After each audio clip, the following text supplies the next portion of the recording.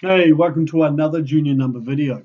We're going to talk about adding and subtracting fractions with unlike denominators. So, straight into example one. We're going to take 1/4 and add 2/5. 1/4 plus 2/5. So, here's one way some students have done in the past. 1 plus 2 is 3, 4 plus 5 makes 9. And unfortunately, I've had to mark it wrong and they've felt pretty stink. We don't add the top and add the bottom. It's not that simple. So when we add or subtract fractions with unlike denominators, you must get equivalent fractions with a common denominator before you add or subtract them. Let's show you what we mean by this with example one. Same example, 1/4 plus 2/5.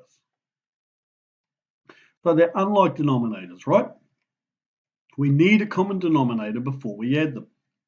So this is what we're going to do. Starting with the 1/4, we're going to multiply the top and the bottom by something, same number, and it's 5. Now, where did 5 come from? It's the denominator of the other fraction. Right, let's put down our plus. We're going to now move on to our 2/5. We're going to multiply the top and bottom by a number. What number? 4. Where did 4 come from? It's the denominator of the first fraction.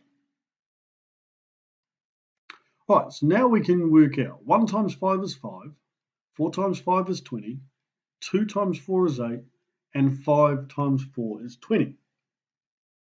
Right, so we've got 5 over 20 plus 8 over 20. So what we've done here is we've taken 1/4 times the top and bottom by 5 to get an equivalent fraction of 5 over 20. And then we took 2/5 times the top and bottom by 4 to get an equivalent fraction of 8 over 20.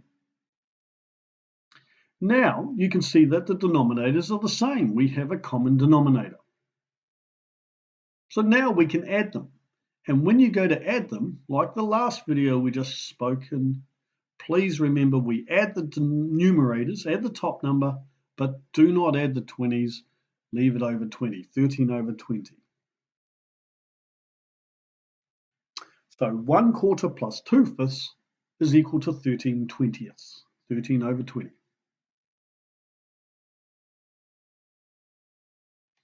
All right, let's do exactly the same. Well, not exact because it's a subtract, but we're going to do the same process with a subtract. 3/4 subtract 1/3. Once again, we notice that the denominators are not the same. And we need a common denominator before we subtract them. So starting with our 3/4, we're going to times the top and bottom by something. What are we going to times by? 3. Where did we get 3 from? It's the denominator of the second fraction. Right, put our subtract down.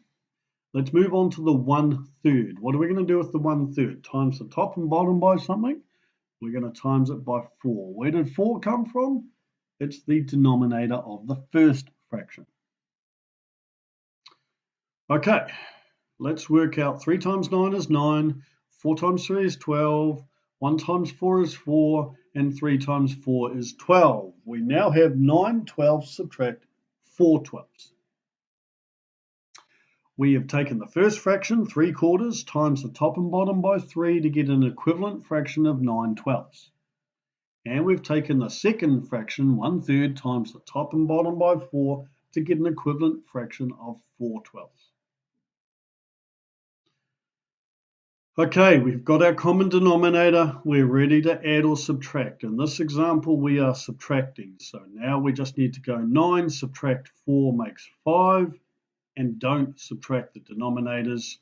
Leave the denominator as 12. So our final answer is 5 12ths. 3/4 minus 1/3 is equal to 5 12ths.